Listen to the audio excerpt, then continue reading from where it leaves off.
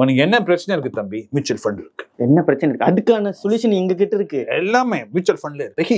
சஹி. ஆமா, டிவிடெண்ட் ஈல்ட்ல இருக்கு. அப்புறம் உங்களுக்கு செக்டரல் ஃபண்ட்ஸ் இருக்கு. இண்டெக்ஸ் ஃபண்ட்ஸ்னா அது மேஜர் தான், உங்களுக்கு தெரிஞ்சது. அது ரியல் எஸ்டேட் இன்ஃப்ராஸ்ட்ரக்சர் ஃபண்ட்ஸ் இருக்கு. எஜுகேஷனல் நம்ம பார்த்தாச்சு. சோ இதுதான் இந்த ஃபண்ட்ஸ்லாம் இருக்கு. இந்த பேருக்குள்ள வரது எல்லாமே சார் சொன்ன மாதிரி தான் நம்மள வந்து ஆசை காமிச்சு உள்ள கூப்பிட்டு வர பார்ப்பாங்க. என்ன பிகஸ்ட் ப்ராப்ளம் என்ன தெரியுமா? இந்த மார்க்கெட் வந்து இந்த புல் ரன்ல இருந்திருக்கு, வருஷமா ஓடி இருக்கு. சோ இந்த மாதிரி ஃபண்ட்ஸ் எல்லாம் நிறைய ரிட்டர்ன்ஸ் காமிச்சிருக்காங்க. ஷார்ட் டேர்ம்ல 3 இயர்ஸ்லாம் இவ்வளவு கொடுத்திருக்கான் 4 இயர்ஸ்ல கொடுத்திருக்கான். ஆமா, நிச்சயமா கொடுத்திருக்கான். ஆனா இப்பல இருந்து இப்போ நீ FIS வெளில எடுத்துட்டு இருக்கான் பார்த்தல, இப்ப பார்க்கணுமே. ஆமா சரியா?